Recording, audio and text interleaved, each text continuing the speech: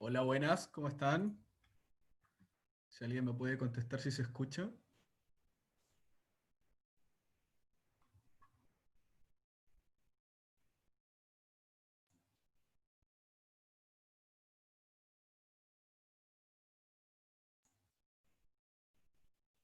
Buenísimo.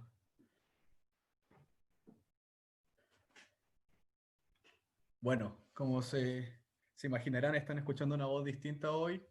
Miguel Jorquera, quien es nuestro anfitrión usual, tiene unas responsabilidades de educación que no puede postergar y me ha pedido que lo reemplace yo como anfitrión de este evento. Yo soy Bastián Abayay. He presentado en esta instancia otras veces, formo parte del equipo de Y-Metric Arts y como anfitrión hoy día tengo el honor de presentar a dos profesionales muy buenos, así que se viene buenísimo el meetup de hoy. Eh, en primera instancia va a presentar Freddy López, con quien justo conversábamos recién que no, nos conocíamos de la universidad. Bueno, Freddy es doctor en matemática y estadística de la Universidad Técnica Federico Santa María y actualmente es científico de datos senior, ¿cierto?, en Cencosud. ¿Ya? Freddy hoy nos va a presentar manejo de pricing del tipo Markdown, ¿ya? Y además tengo el agrado y el honor también de presentar a un amigo personal, Hugo Gallardo. Él es ingeniero civil industrial y además nos va a presentar aplicación para el almacenamiento y visualización de datos de compras públicas con R y PostgreSQL. ¿Ya? Esto en el contexto, ¿cierto?, de su trabajo como analista de estudios e inteligencia de mercado en Chile Compra. Así que vamos a dar un par de minutitos más para que se una la gente que falta. Así que si quieren conversar o distenderse un poco no hay problema y en unos minutos más partimos de lleno.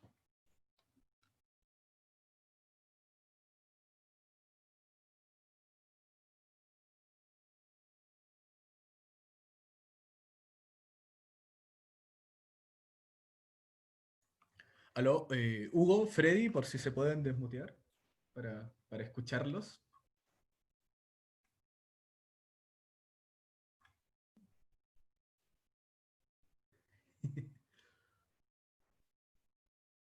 Freddy me dice que lo está intentando. Vale.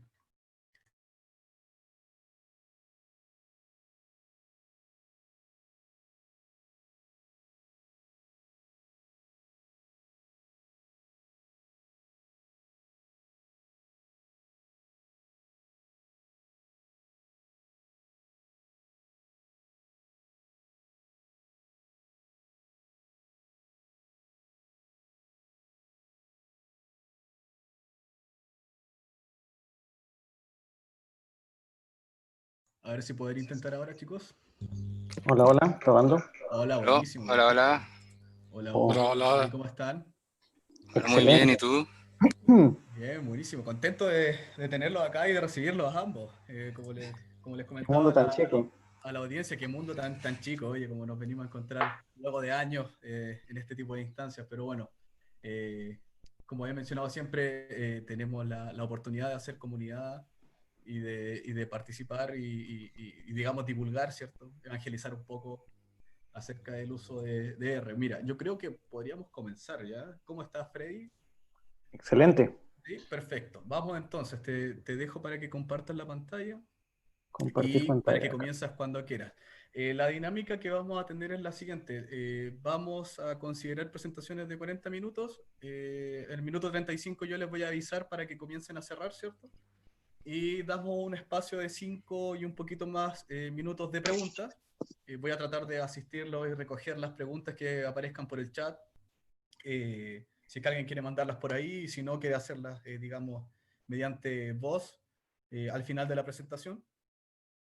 Comenzamos con Freddy y luego con Hugo. Así que, sin más preámbulos, si puedes compartir pantalla, Freddy. Sí, estoy intentando y me pide desea continuar, deseo continuar. Abrir preferencias de sistema. Disculpe, un problema técnico aquí. Sí, no te preocupes. Zoom. Perfecto. Sí, todos somos un poco neófitos con Zoom. Sí, dice tu pantalla. Puede ser que me salga y vuelva a entrar, así que ya vengo. Vale, pruébalo por mientras.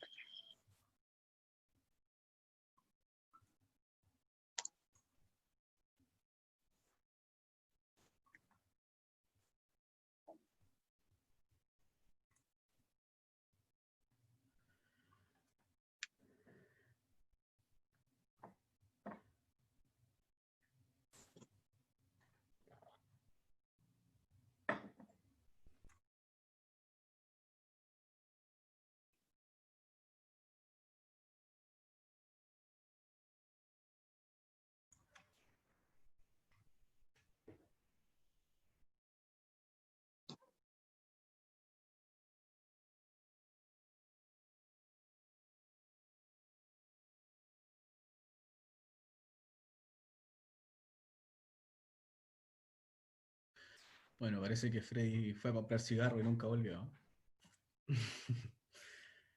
Hugo, ¿estáis por ahí?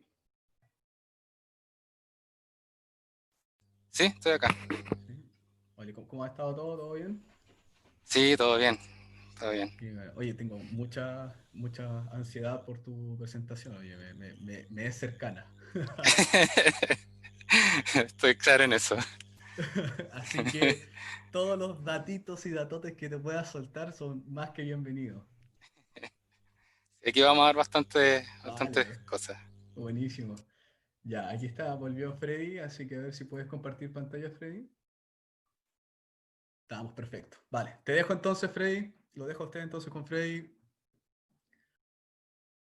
Vamos.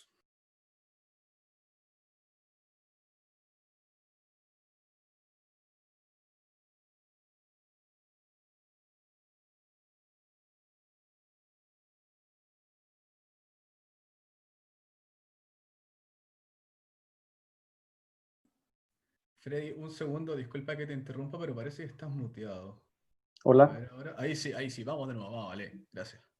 perdón. Esto. Bien, una biografía mínima acerca de mí es la tradición en estos meetups, ¿sí? Un ser humano, claramente, de profesión estadístico. Soy usuario de R desde hace mucho tiempo, desde la versión 1 y algo. Mi experiencia laboral incluye haber trabajado un par de veces en unidades de salud, sobre todo en epidemiología y un lugar de prevención del cáncer, donde trabajamos con modelos de regresión para asustar a la gente y hacerlas entrar en razón de algunas patologías. También 2 veces en telecomunicaciones. He trabajado en retail también 2 veces. Varias veces en docencia, especialmente en estadística, matemática, una vez en computación. Y tuve un breve pero feliz, muy feliz paso por la investigación en pesquería aquí en Chile, en el IFOP, trabajando con problemas de crecimiento en peces y crustáceos, un área maravillosa. Otros intereses, unos complejos, religión, historia antigua, romana básicamente, lenguas clásicas, árabes, tipografía, ajedrez. No bueno en ninguna de esas cosas, pero me interesa. Vayamos ahora al contenido de esta que tendremos en esta presentación. Sí, primero hablaremos sobre el concepto general de lo que es el pricing. Como elementos del pricing tenemos la función de elasticidad o función de precio. La definiremos y hablaremos un poco de ella. Un problema asociado, que es el problema de optimización asociado al pricing, quiero decir. Finalmente convergeremos al pricing del tipo Markdown y por último las referencias esenciales que tomé para esta presentación. Bien, un momento aquí. El concepto de pricing. Pricing es colocarle precio a los productos realmente, precio a los productos o a los servicios, y es un proceso que en general se hace desde el área de mercadeo o acompañado desde el área de mercadeo, ¿sí?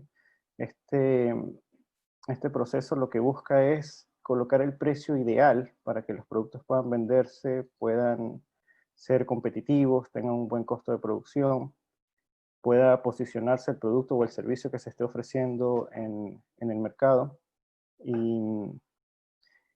Y esto, hay varios tipos de pricing, ¿sí? En general, el pricing se puede pensar desde la perspectiva del comerciante, desde la perspectiva del cliente. Quiero decir, optimizar desde alguna de las dos perspectivas. Hay enfocados en operación, en ganancia, en cliente, en la relación con el cliente, por ejemplo, los que se viven en las redes sociales, que lo que se intenta es hacerse amigable, generar valor siendo muy social. Entonces, en esta presentación hablaremos del pricing, quizá el más famoso, que es el pricing basado en demanda, ¿sí? Y, como dijo don Elías Alegría en un meetup pasado, nada, un disclaimer, nada de lo que presentaré acá es una investigación o un descubrimiento propio. Todo esto se puede consultar, por ejemplo, en el libro de Phillips, Pricing and Revenue Optimization, un libro excelente. Y en un segundo libro, también excelente, aunque no tomé ningún ejemplo de allí para esta presentación, que es el libro de Talluri y Van Riesen. ¿Sí? Siguiente. Entonces, comencemos. Funciones de elasticidad. A veces diré funciones de elasticidad, a veces diré funciones de precio, indistinguiblemente. ¿Y en qué consisten? ¿Sí? Tenemos aquí a la izquierda un pequeño gráfico donde tenemos la demanda, ¿sí? La cantidad de venta en función del precio. Supongamos que estamos hablando de un producto como tomates, ¿sí? Por ejemplo. Entonces, cada uno de los puntos que podrían estar en esta curva es cuántos tomates se vendieron en función del precio que tuvo el tomate a lo largo del país. Claramente, entre más caro es el tomate, menos va a ser la compra que tenga la población de tomates. Y entre más barato es el tomate, pues más alta es la demanda, ¿sí? Estos conceptos microeconómicos, ¿sí? Descansan sobre la idea de que tenemos comerciantes racionales. Un comerciante racional es un comerciante que actúa con lógica y que si va a haber cosas muy baratas, por ejemplo, va a correr desesperadamente a comprar muchas, o si tiene cosas muy caras, va a evitar comprarlas. Es importante esto del comprador racional porque sustenta toda la lógica que está detrás de todo esto. La pendiente de este tipo de curvas mide cuánto, así cruda, mide cuánto cambia la demanda en función de cuánto cambia el precio. Cuando intentamos quitarle las unidades y comenzamos a hablar de la elasticidad de precio, miramos cuánto cambia, qué porcentaje cambia la demanda en función de un cambio en porcentaje del precio. Eso es lo que se llama elasticidad de precio. Y la versión más famosa de la elasticidad de precio es la elasticidad puntual, que tomando límite por alguna de esas expresiones aparece esta elasticidad que tenemos aquí abajito, que es la que más utilizan los economistas cuando hacen sus investigaciones. Bien, no olvidé mencionar este libro de microeconomía. Allí se pueden encontrar la mayoría de estos conceptos del consumidor racional y de las definiciones iniciales de elasticidad y otras relacionadas con la elasticidad. Entonces, veamos algunos ejemplos famosos o modelos famosos de curvas de elasticidad. Uno de los más famosos es la curva de elasticidad o curva de precio lineal, que la van a encontrar, está aquí abajo. Yo no sé si se ve el ratón, la punta del ratón cuando muevo acá. Sí, se ve perfecto, ¿Sí? Freddy. Ya, gracias. Esta curva es idealizada, un poco ingenua. No los productos en la vida real no se comportan de esta manera. Y los vamos a ver en todos los libros introductorios a la microeconomía o a la econometría y en las charlas que hacen algunos personajes en meetups por allí de R, pero no tiene ninguna utilidad real, ¿sí? Esta, como se imaginan ustedes, se estima con un modelo lineal, un modelo sin ninguna transformación donde la variable de respuesta es la demanda, DDP, en función del precio, ¿sí? Aquí arriba a la derecha pueden ver una estimación muy sencilla con un linear model de R. una otra curva, muchísimo más famosa y aplicada siempre, básicamente siempre, por todas partes, es la función de precio donde la elasticidad es constante. Si se fijan, la notación cambió un poquitín y ahora en vez de tener un parámetro, aquí en la anterior teníamos una M, para hablar de la pendiente que multiplica el precio, ¿sí? No es una elasticidad, está relacionada con la elasticidad, haciendo un pequeño cálculo se puede llegar a la elasticidad a través de esta, pero la función de precio de elasticidad constante, el parámetro que acompaña al precio es realmente la elasticidad. Por eso la mayoría de las investigaciones se hacen con modelos de respuesta logarítmica y de predictora de precio también en logaritmo, lo que llaman un modelo log-log. Entonces, este trae la ventaja que ya el parámetro que acompaña el logaritmo de P es la elasticidad y se pueden dar interpretaciones mucho más sencillas. Existen otros modelos lineales de este mismo estilo, donde es, en vez de ser log-log o lin-lin, viene siendo log-lin, por ejemplo, o lin-log, y de ellos también se puede desprender la elasticidad haciendo un pequeño cálculo, no es muy complicado.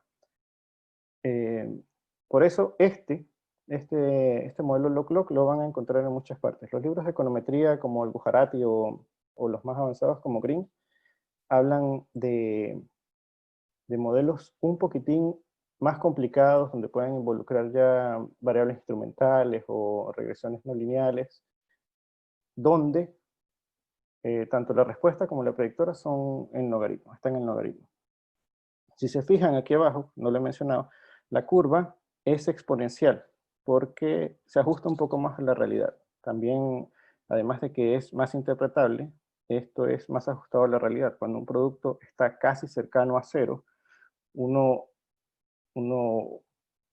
o se va y se compra mucho, mientras que en el caso anterior había un valor raro aquí, el valor que corta al eje Y. Eso no sucede en la realidad. Por último de los que estoy mostrando, claramente hay muchísimos más modelos, muchas más curvas. Está el modelo Logit. Este modelo Logit no tiene nada que ver con la regresión logística, se llama Logit por la expresión que tienen las variables predictoras que se ajustan a una curva Logit, y se pueden estimar a través de modelos no lineales. Ahí dice NLS, que son modelos de mínimos cuadrados no lineales. Hay un par de libros, por ejemplo el libro de Bouvier, Huet, Bouvier y Poussat y otro más, y Ritchie Strebe, que hablan acerca de las ecuaciones NLS, de las funciones NLS y NLS2, que sirven para estimar este tipo de modelos a través de optimización de mínimos cuadrados, ¿sí? Los modelos que son no lineales adolecen un poquito en la verificación de los parámetros, ¿sí? Los modelos lineales, los de los dos modelos anteriores, uno confía en que la verosimilitud que está detrás de un modelo normal nos permite confiar en las pruebas que se hagan sobre los parámetros. En estos modelos donde la verosimilitud no es sino una aproximación, todo es un poco más sospechoso siempre. Incluso la estimación de los parámetros, que en este caso vendrían siendo C, A y B, casi siempre, si no es siempre, se hace con métodos de remuestreo, algún bootstrap o algo así. Y también está la otra incomodidad, que hay que estudiar los valores iniciales. Aquí arbitrariamente coloqué que C comenzara en 1, B en 2 y B en 3, cualquier cosa.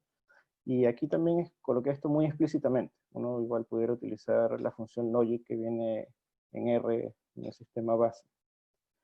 Y eso, hay varios tipos de modelos. También este modelo logic, si ven aquí en 0, también corta al eje Y. Generalmente uno tendría que hacer algo en la vida real para cambiar eso, para que salte un poco más hacia infinito. ¿Sí? Entonces, ¿qué hemos visto hasta ahora? Hemos visto que en el pricing tenemos que colocar precio. Queremos colocar precios para que el comerciante quiere colocar precios para no irse a la quiebra, para vender o o hacer las cosas de manera, colocar el precio de manera correcta.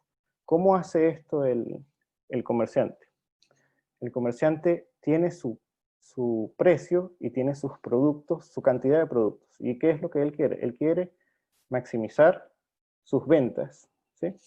Esto es lo que generalmente en economía siempre llaman una y otra vez maximizar el P por Q, P por Q, P por Q, ¿sí? El precio por la cantidad. Entonces, la cantidad es la curva de demanda que hemos estudiado hasta ahora, ¿sí? Que es este dP que está acá.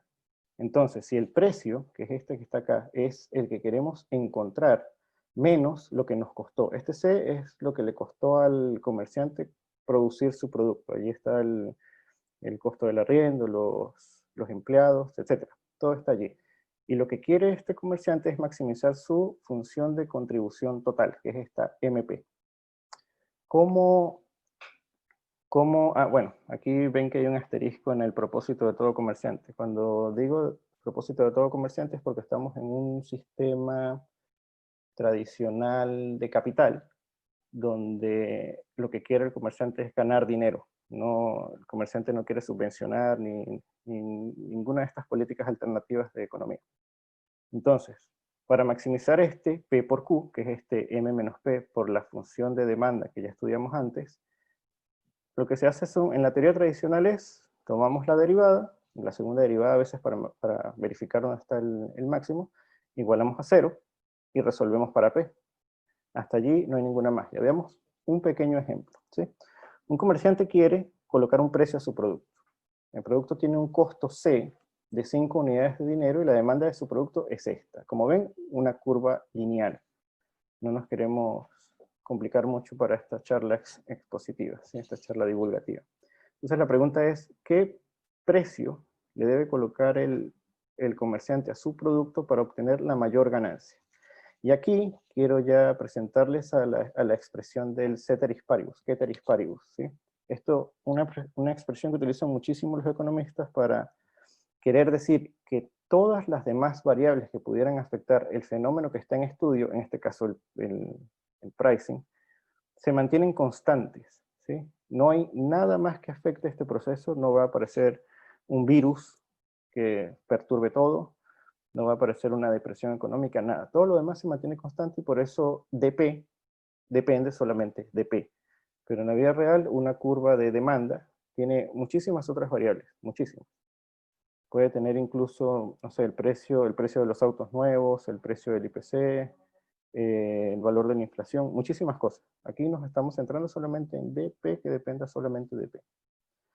Entonces, ¿cómo maximizamos esto? Multiplicamos el P por Q, ¿sí? dP, esta es la curva de demanda, por el precio menos el 5, que es el costo de producción, una simple ecuación de segundo grado, como el procedimiento es tomar la derivada, aquí está la derivada de esto, claro, hay otro montón de supuestos detrás que es diferenciable y todo esto que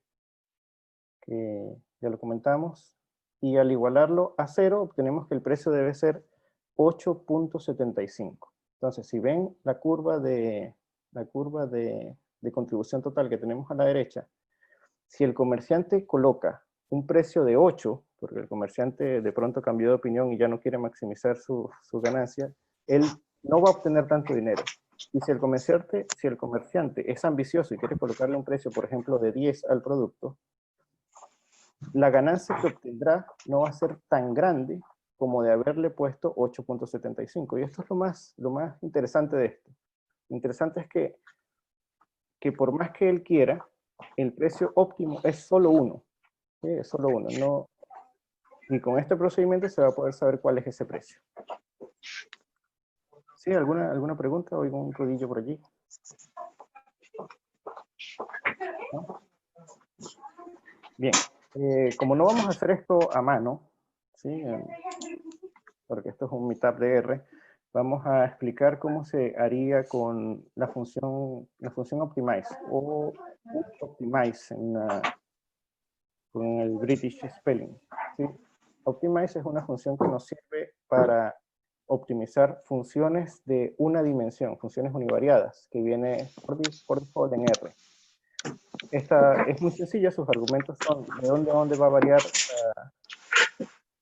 Oigo un ruidillo por aquí. De dónde a dónde va a variar el parámetro de esta función. Oye, está bueno.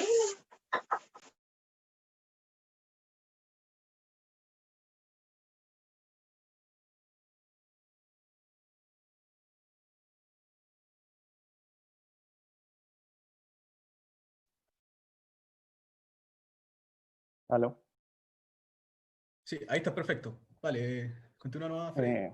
Gracias. Bien, entonces esta función vamos a colocarle dónde creemos que pueda vivir el máximo o el mínimo de la función. En este caso yo coloqué de 0 a 100. Claramente no podemos vender un producto con menos de 0. Y coloqué 100 porque fue un número arbitrario. Pude haber puesto 1000.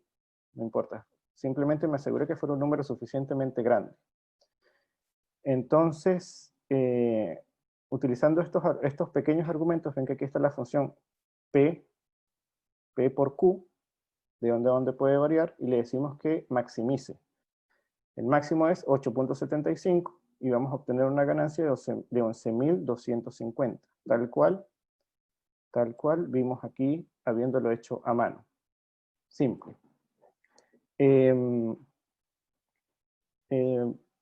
Las funciones por defecto de optimización de R están basadas en el libro de Nocedal y Wright. Es un gran libro, un libro matemático, pero que no tiene ese tufillo de superioridad que a veces tienen algunos libros matemáticos.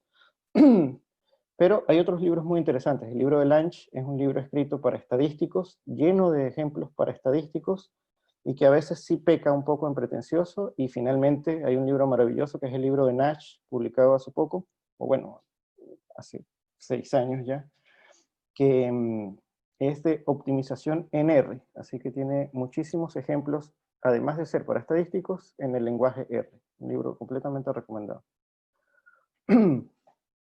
Bien, hasta ahora ya sabemos cómo colocar el precio a un producto. ¿Cómo lo colocamos? Miramos cuál es su demanda, miramos el costo que le implicó al comerciante fabricar el producto y hacemos una optimización sin restricción.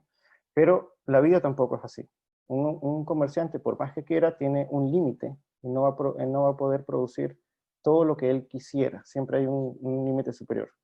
Entonces, supongamos que ahora tenemos la misma situación, pero está este límite. Este límite lo vamos a llamar B. Este es una restricción muy sencilla. También hay otras restricciones un poco más complejas donde tenemos un límite inferior. En vez este dp menor o igual a B significa que dp es mayor o igual a 0. Pero hay otros donde pudiera haber un límite inferior. Supongamos B menor o igual a la demanda, menor o igual a B. Quedémonos en el caso simple de entre 0 y B. ¿Sí? Entonces, este tipo de problemas donde tenemos una restricción son parte de los problemas de optimización lagrangiana, ¿sí? Claro, hay casos particulares donde si la función a optimizar, esta P por Q, fuera lineal, pudiéramos utilizar un método simplex, o si esta función fuera convenientemente cuadrática, o sea, la que hemos visto hasta ahora es cuadrática, pero no creo que siempre sea cuadrática, pudiera resolverse por métodos de optimización cuadráticos, que a su vez son parte de un método de optimización lagrangiana. Y estos métodos en general pueden consultarse en este libro magnífico de Boyd y Van der Berge, que tienen detalles de la optimización compleja. Entonces, veamos un ejemplo, ¿sí? Tenemos el mismo producto del comerciante del ejemplo anterior, 10.000 menos 800p, y queremos optimizar el producto, queremos encontrar el precio óptimo para el producto, suponiendo que nos va a costar 8.75, como vimos en el ejemplo anterior, suponiendo arbitrariamente, pero que el comerciante no puede vender más de 2.000 unidades de este producto. No puede por cualquier motivo. La pregunta es, ¿qué precio debería tener ese producto?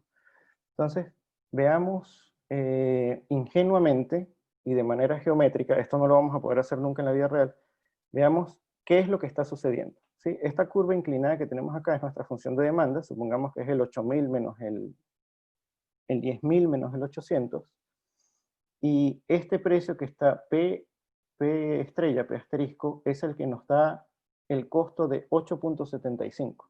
Pero ahora no, ahora tenemos esta restricción de suministro, él no puede darnos más de 2.000. Entonces, este B que está acá es 2.000.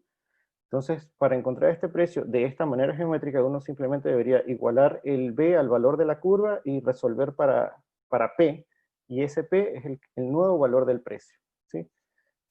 Sujeto a esa restricción. Pero, este es un meetup de R, entonces veamos cómo se puede resolver con R. Podemos utilizar Optimize, como ya vimos hace un minutito, de nuevo, P por Q, bueno, al revés, P por Q, le vamos a decir el intervalo donde vive. ¿Por qué yo he puesto aquí de 0 a 10? Recordemos cómo es la restricción. La restricción es que dp es menor o igual a 2000.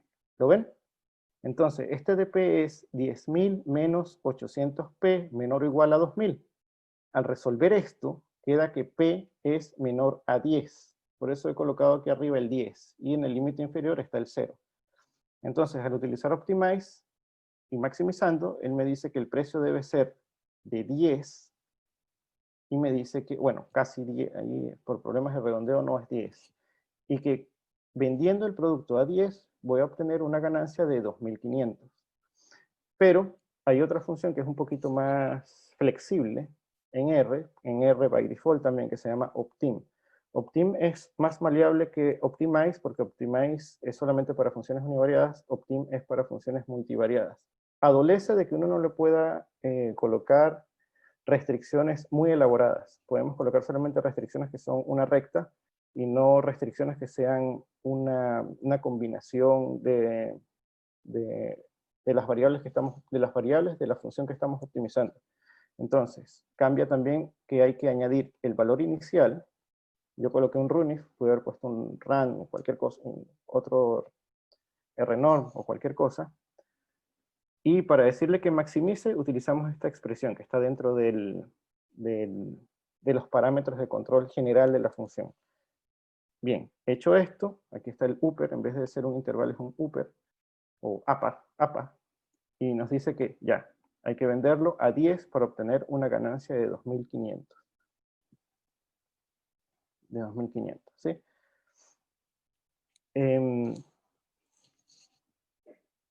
Bien, hasta ahora no olvidé comentarlo, pero esta función que está acá está viva o está definida para un intervalo o para un periodo de tiempo, ¿sí? Las curvas de demanda no están hechas para que duren o se mantengan de manera indefinida, ¿sí? Un producto del pasado no tiene la misma demanda en el presente, o ni siquiera dentro del mismo año, ni siquiera es igual entre países o entre regiones. Entonces, la pregunta ahora, disculpen que pase así de rápido, la pregunta ahora es que tenemos, no un periodo, sino tenemos varios periodos, y dentro de esos, y en esa temporada de periodos, necesitamos deshacernos o vender o salir de toda la mercancía que hayamos tenido, que hayamos comprado, que hayamos producido, ¿sí? Estos periodos pueden ser semanas, pueden ser meses, pueden ser épocas del año, como temporada primavera-verano, otoño-invierno.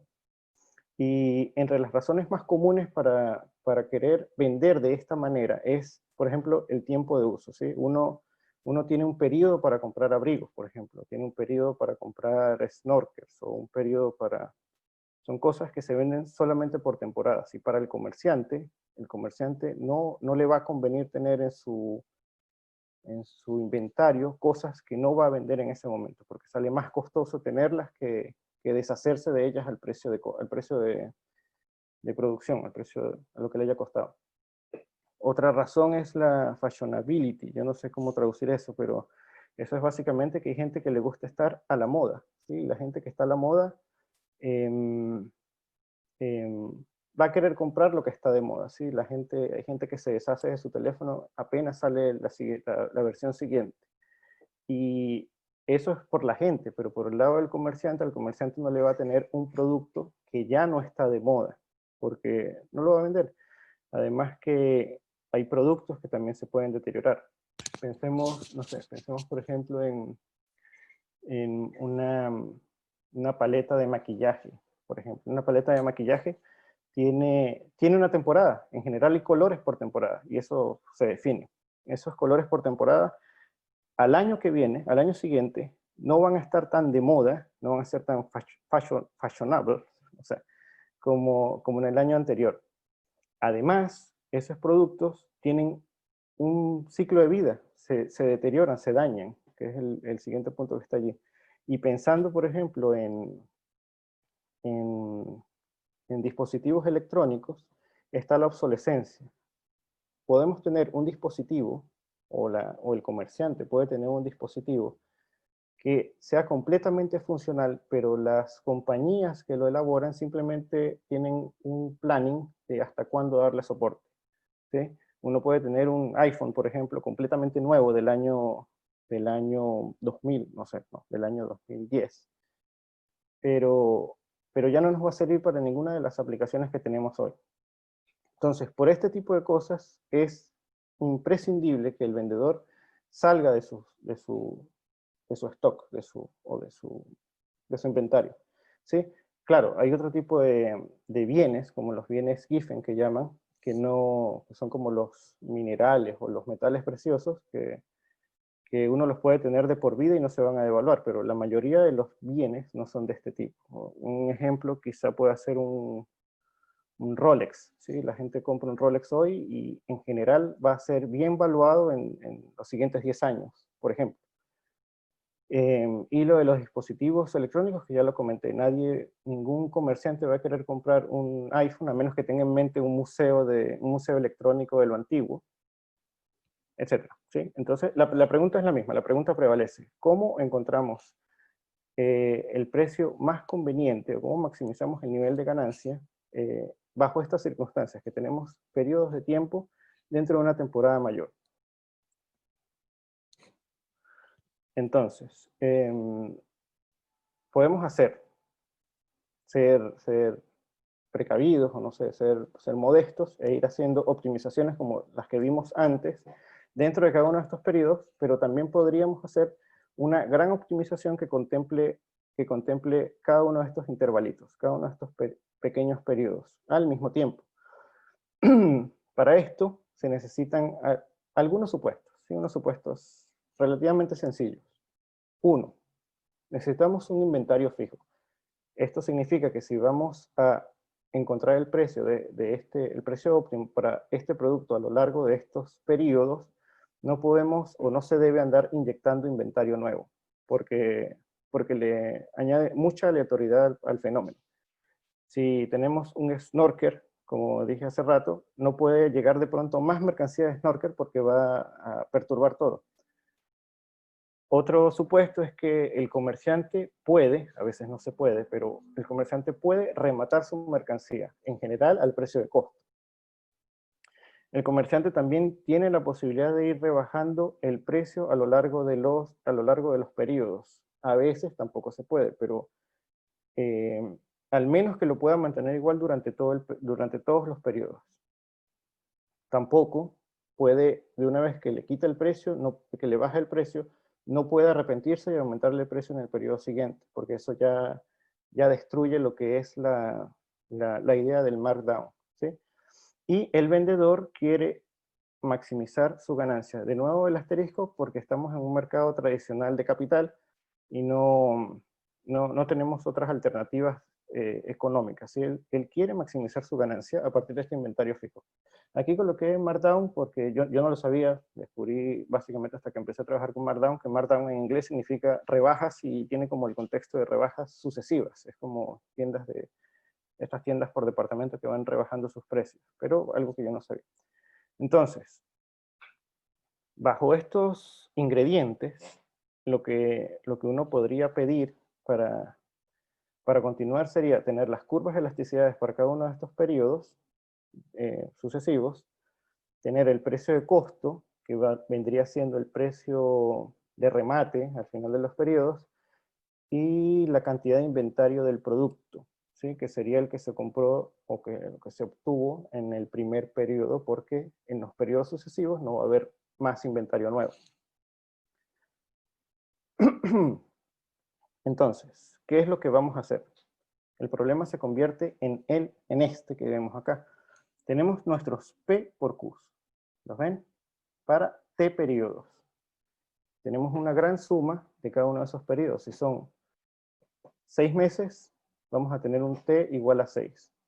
Con 3 restricciones, al menos. Uno puede ser más creativo, pero estas son las 3 restricciones mínimas. La primera nos dice que la demanda de todos los periodos no puede ser mayor que el inventario, ¿sí?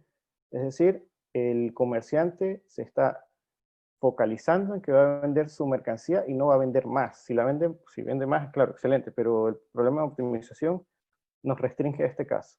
Segunda restricción. Los precios no van a aumentar de un periodo a otro. Y tercero, el precio del último periodo no es, el precio del último periodo es mayor o igual al precio de costo, ¿sí? Que es este R que está acá. Antes utilizamos la letra C, pero por cosas de la vida, cuando hablan de Markdown, la letra C cambia a R. Cosas del universo, no sé. Y es lo que está aquí abajo. Entonces, veamos un ejemplillo. Ejemplo. Alguien tiene 160 prendas de vestir que debe venderlas en una temporada. Esta temporada está dividida en 4 periodos. Supongamos que son 4 meses. ¿Sí? Al final de la temporada, las prendas se pueden rematar en 5 unidades de dinero.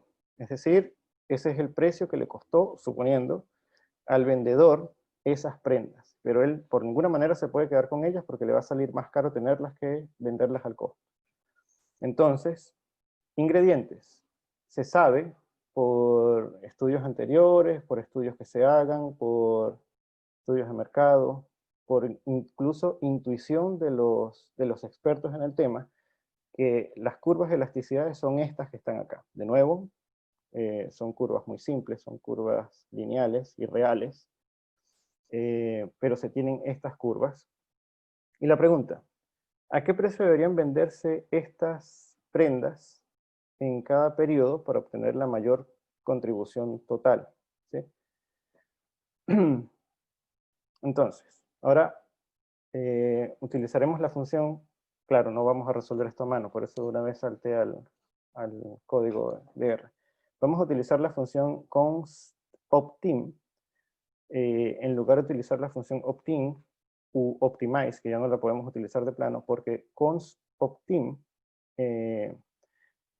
permite la inclusión de restricciones complejas, ¿sí? No solamente restricciones del tipo lineal, sino restricciones del tipo combinación de las variables que forman la función optimizar. En este caso, nosotros tenemos, lo ven acá, P por Q, este es el primer periodo, P por Q, el segundo periodo, P por el tercer periodo, P por Q y P por Q. Esta es la función a maximizar, que es la que tenemos acá.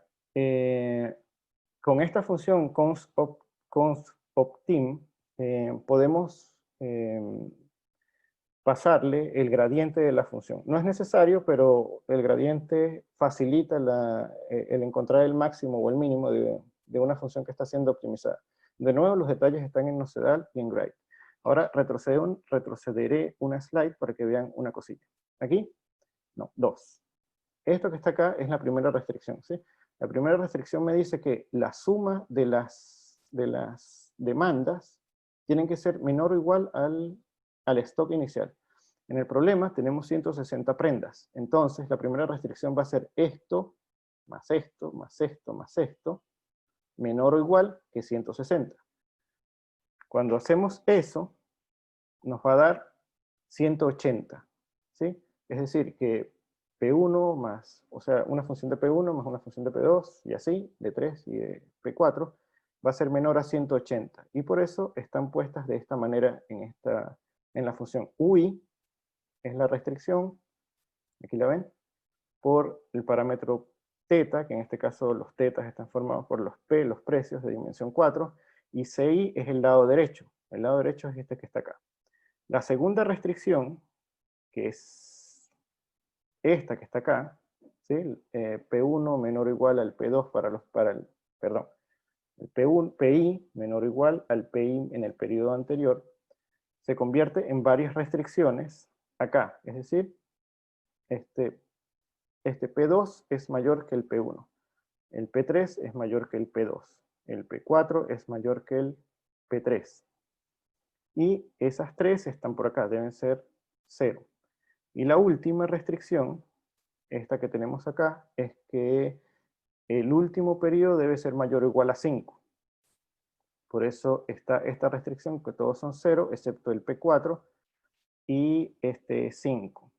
Hay que tener un poquito de cuidado con esto porque un menos, un más puede cambiar completamente el resultado. Yo como no pienso en negativo, esto está en negativo, por eso coloqué los menos aquí antes, para poder trabajar con los valores que están dentro de la matriz de forma natural.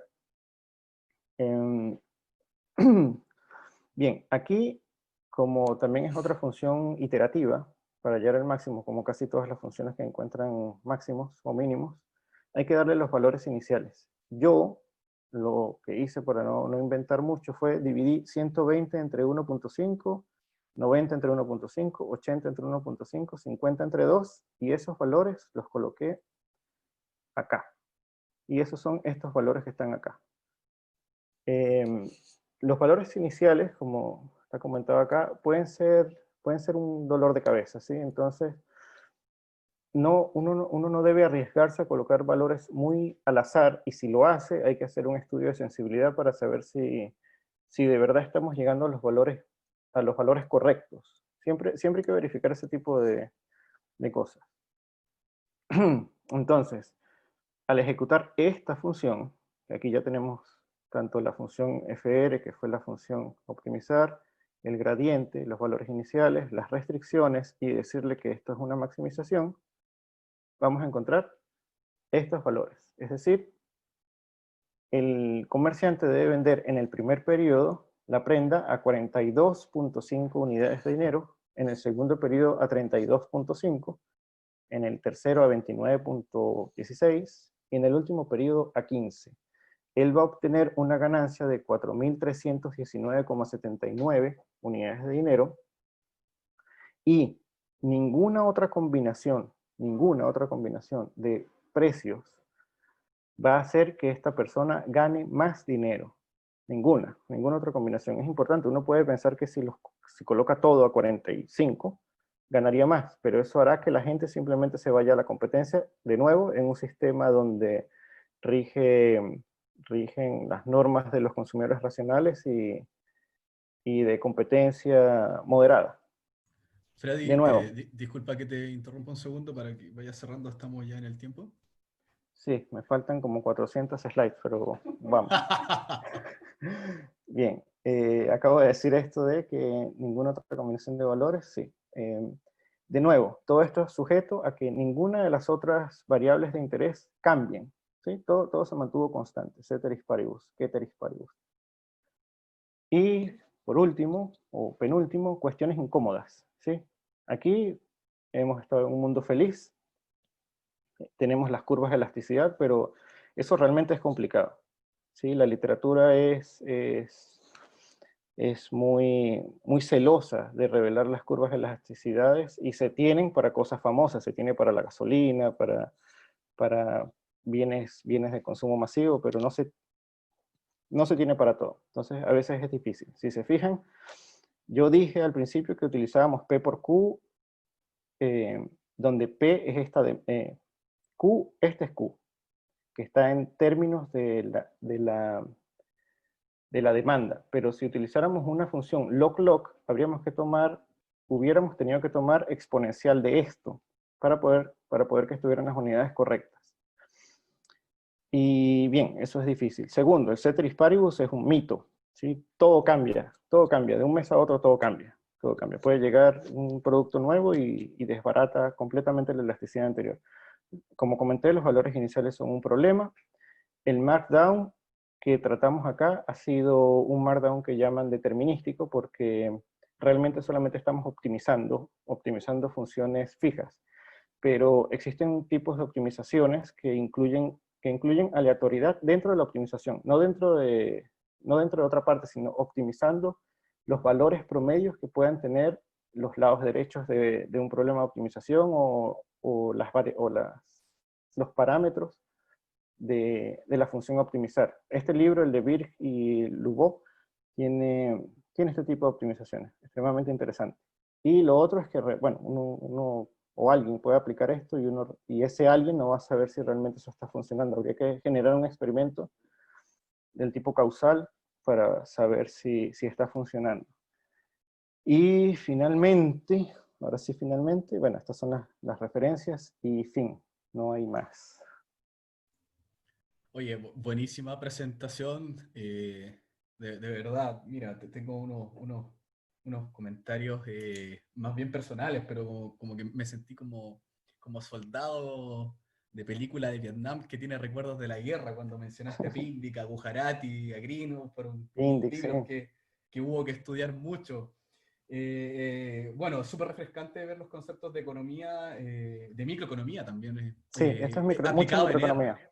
Sí, aplicado en R, eso, bueno, uno siempre está quizás mucho más involucrado en la actualidad, en los modelos, no sé, de aprendizaje estadístico, y Sí, claro, o sea, uno puede aprender muy bien microeconomía, economía con R, es una muy buena sí, herramienta.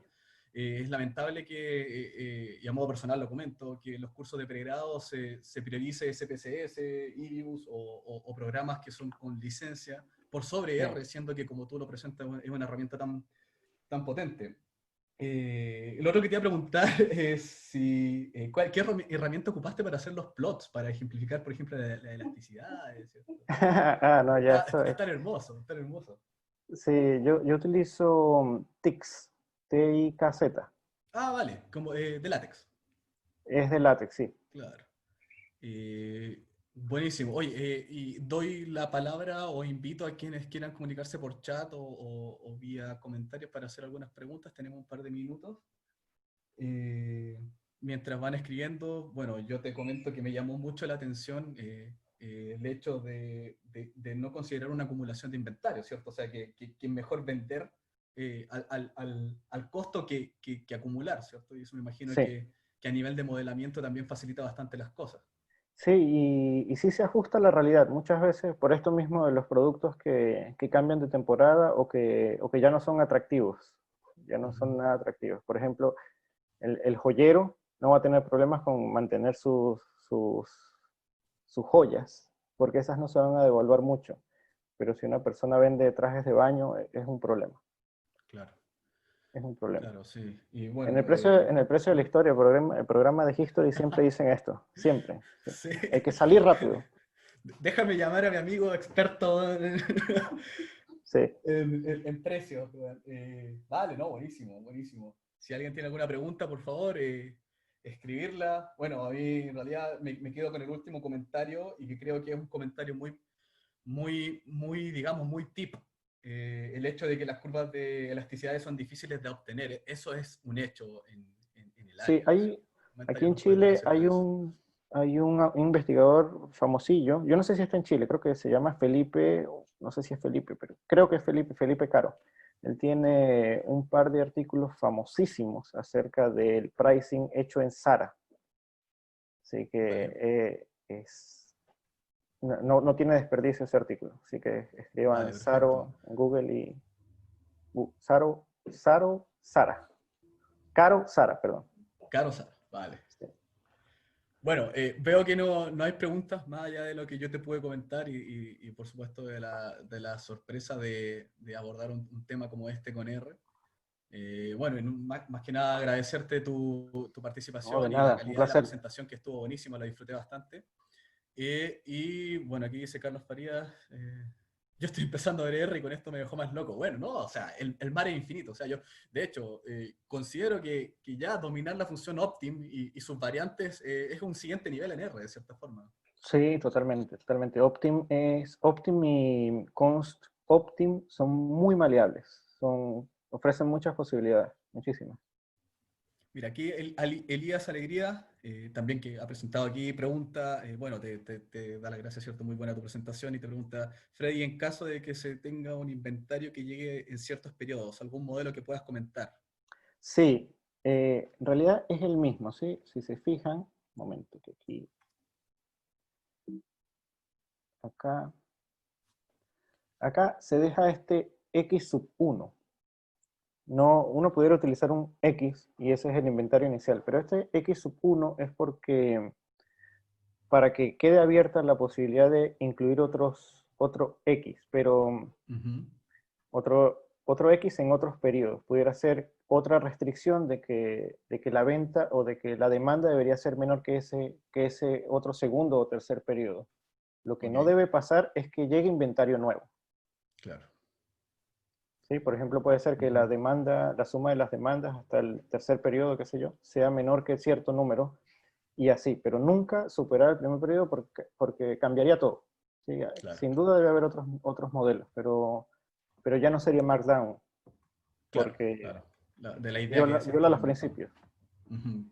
Exactamente. No, buenísimo, sí, y claramente hay todo un área de estudio de cómo agregar restricciones que nos permitan, ¿cierto?, acotar los poliedros y modelar esto considerando, digamos, factores más realistas. Sí, Bueno, si no hay más preguntas, nuevamente agradecerte, Freddy, por tu gracias a presencia y por ustedes. la buenísima calidad de tu presentación y damos paso a Hugo. Carlos Farías, el video sí está disponible, todos los videos de los Meetup están en la página de Meetup, ¿cierto? De UseR, así que ahí pueden encontrar la presentación que Frey nos va a enviar y también la presentación que va a realizar Hugo a continuación. Así que sin más preámbulos. Bien, ¿yo cómo me salgo de acá? Dejarte. Hola, hola, ¿se ve bien Dejarte ahí? compartir. ¿Se escucha? Eh, ¿Te escuchas perfecto, Hugo? Ahí dejo Ok, de compartir Freddy, si puedes compartir pantalla. ya, reviso Avísame si inmediatamente. puedes, si no para asistirte por acá.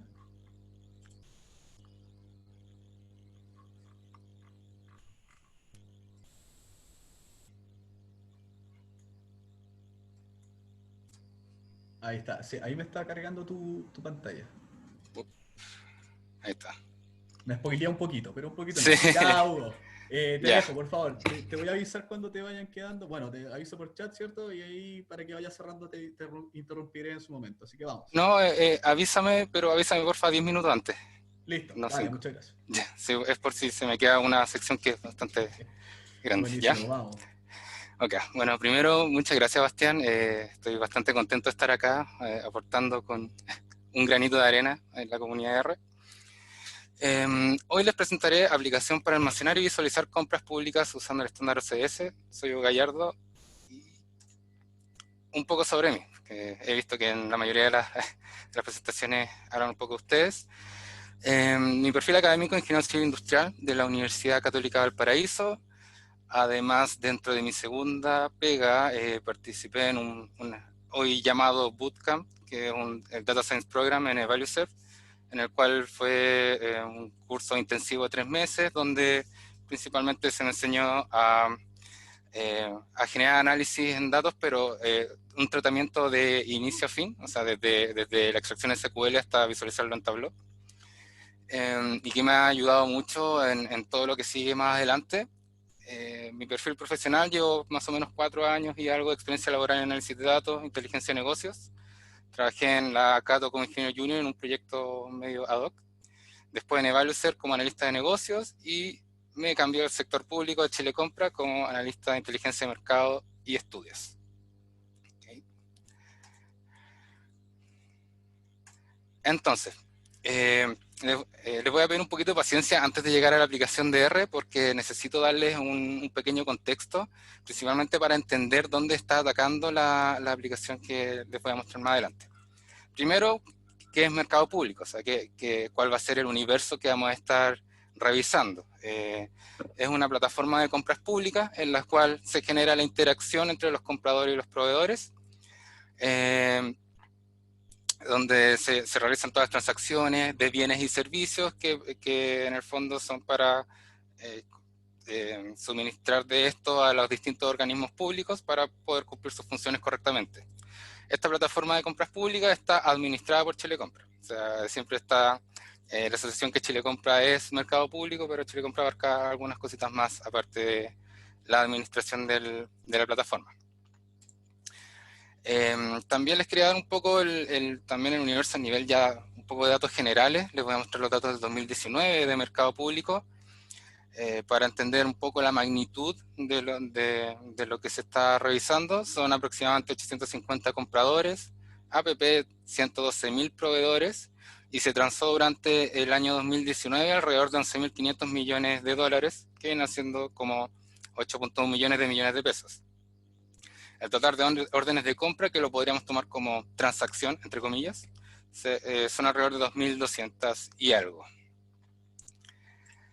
Cabe destacar además que, y esto también, este contexto es útil para lo que viene después, dentro de Chile Compra existen distintas modalidades de compra, pero se pueden englobar en estas tres grandes, que serían la licitación pública-privada, trato directo y convenios marcos. Y ese es más o menos el porcentaje que se lleva cada una en lo que es montos transados. Para que me crean además, les dejo el link, y bueno, en todo lo que siga a continuación también les voy a ir dejando los links para que puedan también, a los que les interese, explorar un poco más los datos y el contenido. Ahora, contexto, esto ya desde un punto de vista más de analista. Hoy en día se tiene un interés real por parte de los distintos actores, llámese sociedad civil, ONGs, actores internos, o sea, organizaciones internas, por la apertura de datos a la ciudadanía. O sea, hoy en día se tiene a la Alianza para el Gobierno Abierto, el cual genera ciertos compromisos a los gobiernos en los que Chile está involucrado, para poder generar herramientas que faciliten la participación ciudadana a través de los datos, mejorar la transparencia, también en el fondo la rendición de cuentas, y en el fondo la democratización de los datos, es decir, que la gente pueda acceder a los datos públicos y de esta manera poder de alguna manera entender por qué el gobierno hace las cosas que hace. ¿Ya? O sea, y existen una infinidad o sea, existen hoy en día 12 compromisos de gobierno abierto y Chile Compra está asociado a uno de esos. Ahora, desde el punto de vista de un analista, hoy en día existen cada vez, dadas las mejores tecnologías del ancho de banda, de distintas herramientas de análisis masivo de datos como R, Python, bases de datos, etc. Es ideal para los analistas por lo menos tener datos que en el fondo acceso a todo. Nos llegan muchas solicitudes de transparencia como quiero todas las compras públicas, quiero todas las licitaciones, que se puedan actualizar idealmente en tiempo real. O sea, no te sirve de nada estar monitoreando una licitación o una orden de compra que pasó hace 2 meses. O sea, esa transferencia ya fue ejecutada y solamente se pueden tomar acciones ex post. Y también sin manipulación de algún tipo. O sea,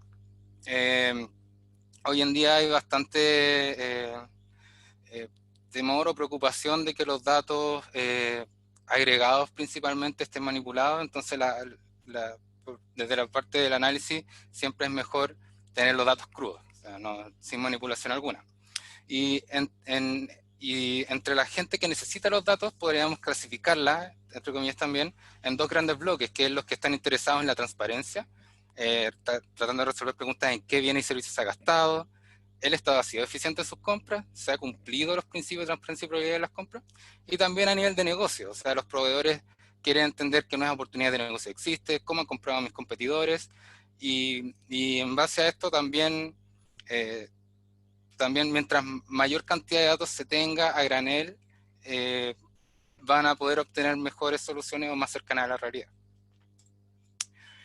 Actualmente en Chile Compra existen 4 módulos que se han ido agregando a través de los años, por eso es que son varios y no centralizados, pero principalmente tienes mercado público, en el cual tienes acceso a las fichas. O sea, es como mercado público es en el fondo el bloque de negocio, y ahí es donde está como la info de las licitaciones, de las órdenes de compra, de los contratos, etc. Existe la API Mercado Público, que entrega información de manera unitaria a través de servicios web, de órdenes de compra y licitaciones, lamentablemente hasta el día de hoy de manera unitaria, o sea, tú tienes que ir descargando una a una las distintas órdenes de compra, las licitaciones. Tienes datos abiertos que te muestra datos más a nivel agregado, pero pasa el dato que la semana pasada se abrió un módulo de descargas masivas también ahí para que después le echen un vistazo, pero está fuera del alcance de esta presentación por ahora. Y el portal de desarrolladores, que es el cual nosotros nos vamos a enfocar en esta presentación. ¿Ok? Ahora,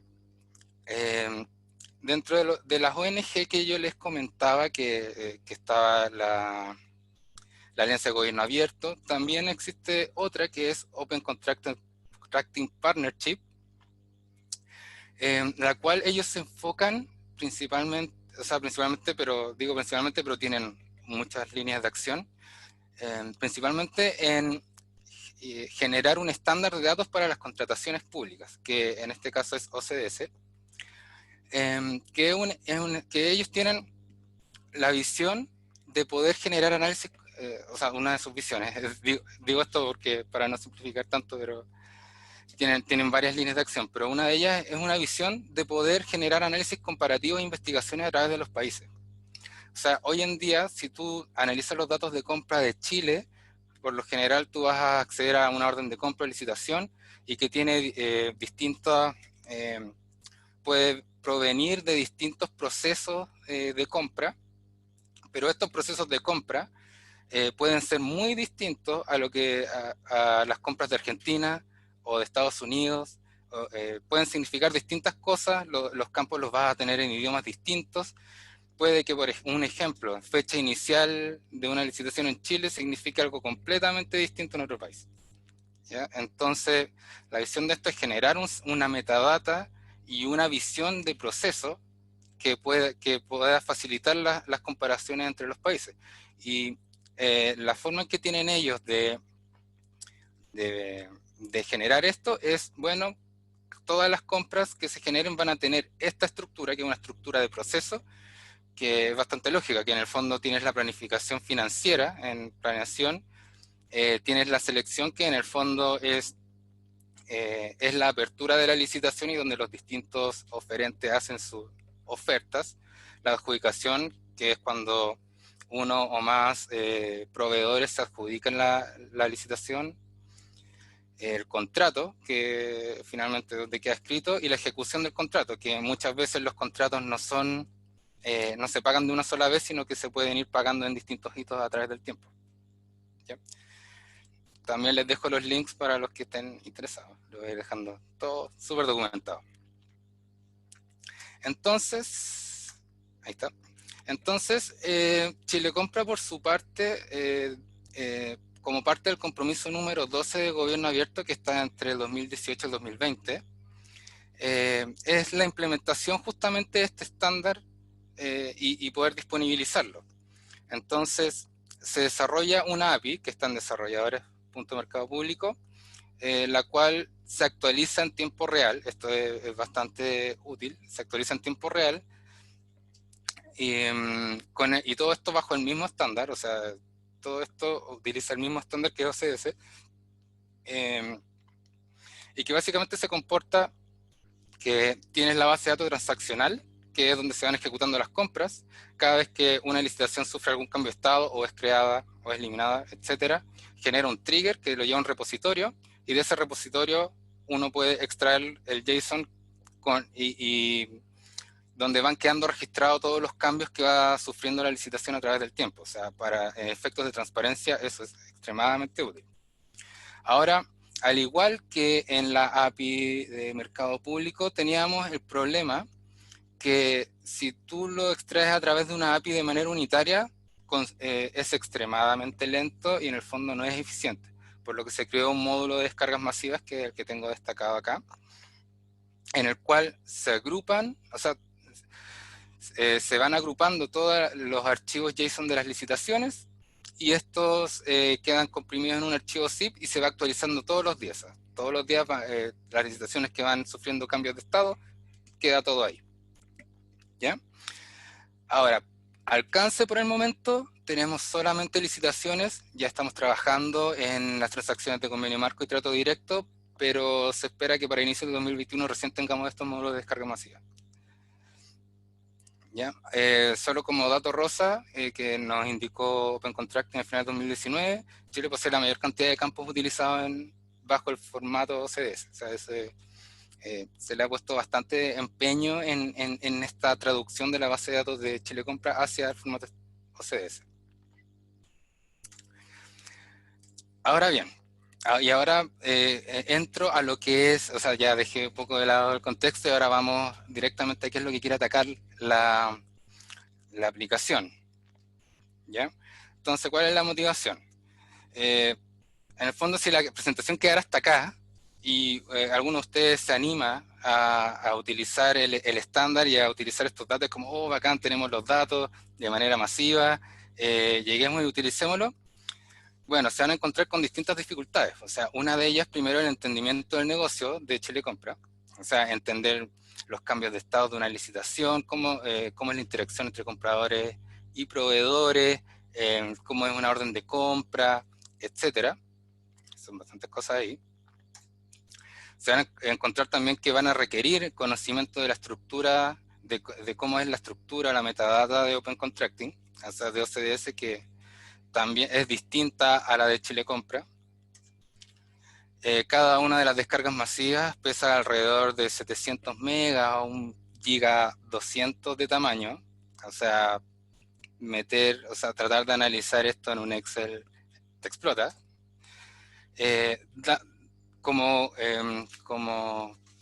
consecuencia de lo anterior, vas a tener que utilizar algún lenguaje de programación, ya sea R, Python, Java.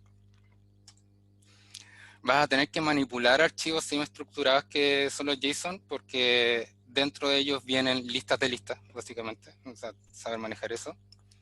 Y finalmente poder tomar todo esto y transformarlo en información. O sea, ya sean reportes, dashboard, etc. Entonces, yo creo que una persona que quiere entrar a esto, la reacción que va a tener va a ser algo como esto, ¿ya? Como esa cara.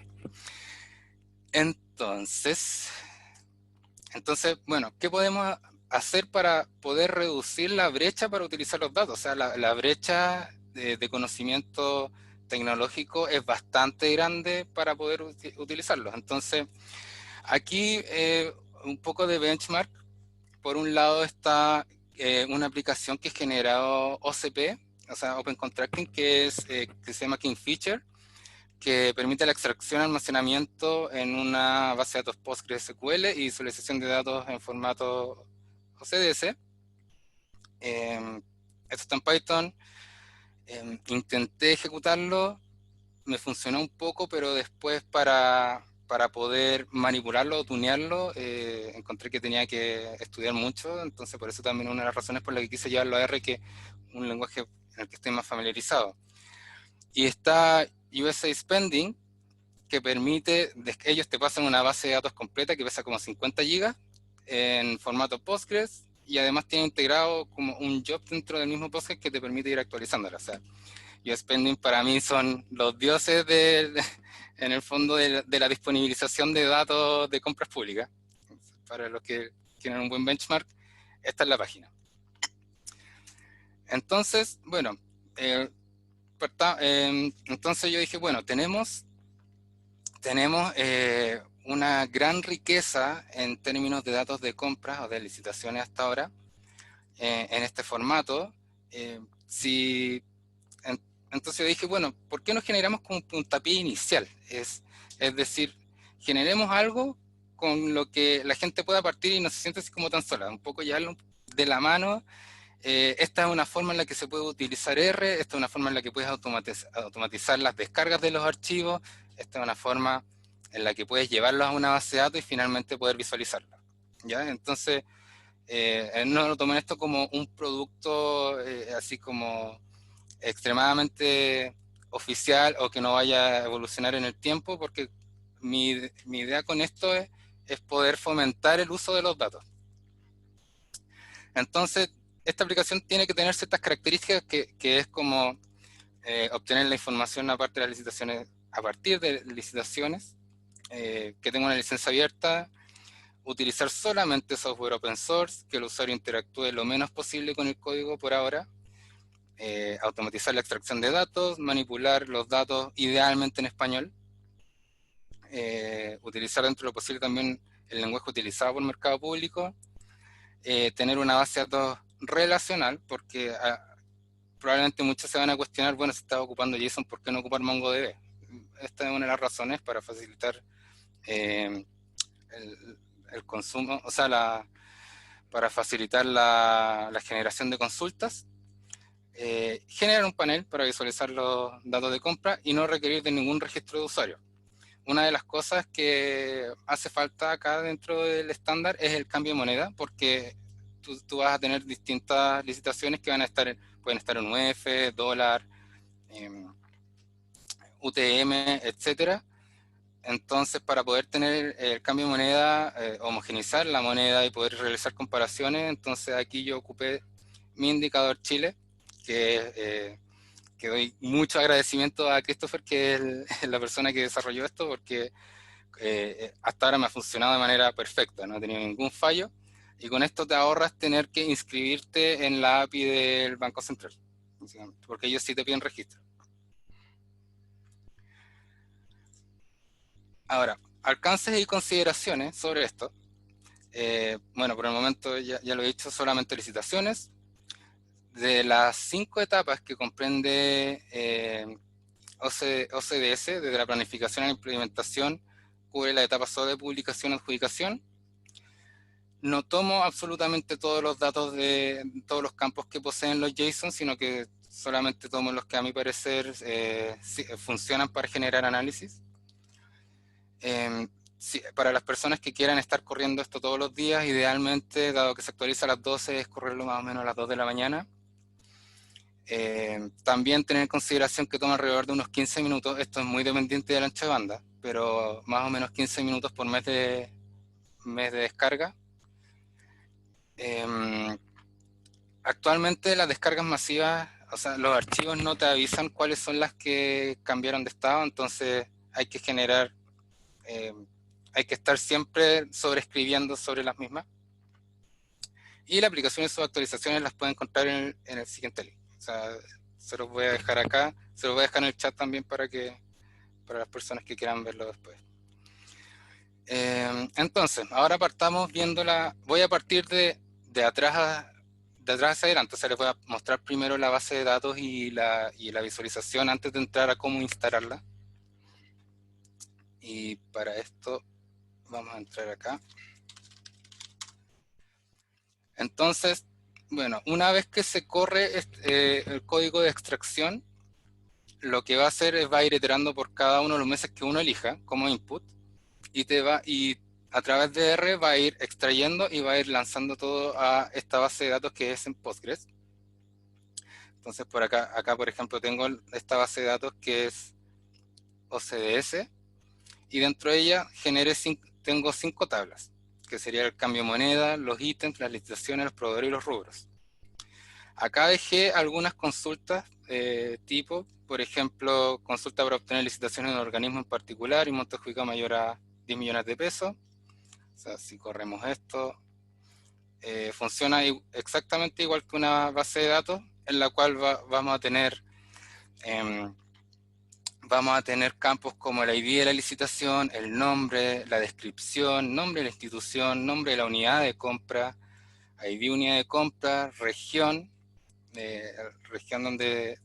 declarada por la unidad de compra, la fecha de apertura de licitación, fecha de cierre, fecha de adjudicación, estado de licitación, tipo de licitación, etapa de licitación. O sea, son un montón de campos. O sea, dentro del mismo GitHub les dejé también la metadata. O sea, estoy tratando de documentar esto lo más posible. El monto adjudicado, la moneda y el número de oferentes que tuvo, si es que estuvo adjudicada la licitación. ¿Okay? Entonces aquí tenemos distintos tipos de consultas. Por ejemplo, una que es muy interesante es las licitaciones que fueron adjudicadas sin competencia. Y cuando hablamos de sin competencia, entre comillas, fueron licitaciones que en el fondo participó un proveedor y se lo adjudicó. Este tipo de situaciones son bastante interesantes de analizar. También en el caso que quieran fusionar y obtener costo unitario de los ítems en pesos, les dejé también esta consulta. Por ejemplo, proveedores de una región que hayan transado y que se hayan declarado en una región particular. Tenemos todos esos datos. Esta tal vez muy útil para los proveedores, en el fondo, qué licitaciones están, en el fondo se puede postular ahora, etcétera. O sea, se pueden hacer muchas cosas ya con la base de datos. Desde mi perspectiva, este es el mayor valor. O sea, ya tener, traspasar los archivos JSON que tiene una estructura bastante compleja a una estructura de datos que se puede realizar consultas, ya es un gran paso. Ya con eso puedes después generar modelos sobre esto, etcétera. O sea, utilizar el software que a conveniencia.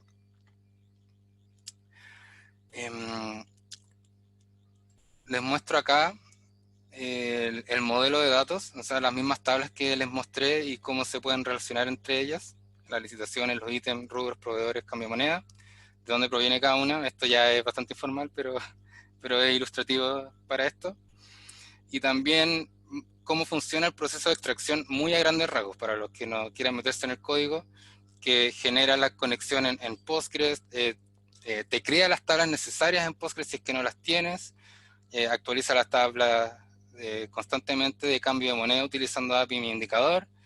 Se toman, bueno, el rango que pusiste de todos los meses que querías obtener los datos, descarga por cada uno de los meses que tú pusiste, va iterando.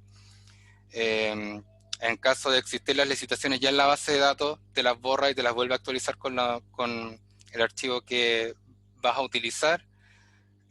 Los traduce y finalmente te elimina los archivos zip y JSON de las carpetas que utilizaste. Esto lo agregué como unos porque son bastante pesados, entonces para no en el fondo saturar con archivos. Esto igual se puede sacar después. Y ahora les voy a mostrar la visualización.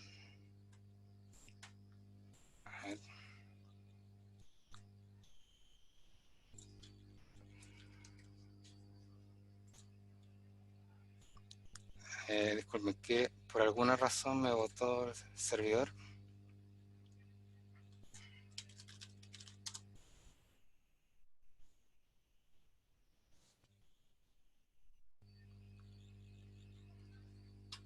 ¿Me avisan? ¿Se puede ver ahora? ¿Se está viendo la base de datos? Estoy viendo la base de datos aún, Hugo.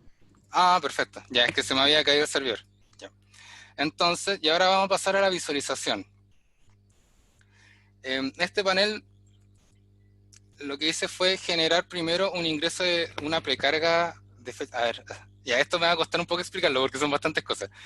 Pero básicamente lo que quise acá fue primero poder elegir si el rango de fechas que tú quieres analizar o de los datos que tú quieres ver. En este caso, por ejemplo, podemos elegir desde el 1 de junio hasta la fecha actual. La etapa en la que quieres revisar, aquí yo no quise juntar licitaciones adjudicadas con publicadas porque puede generar mucha confusión.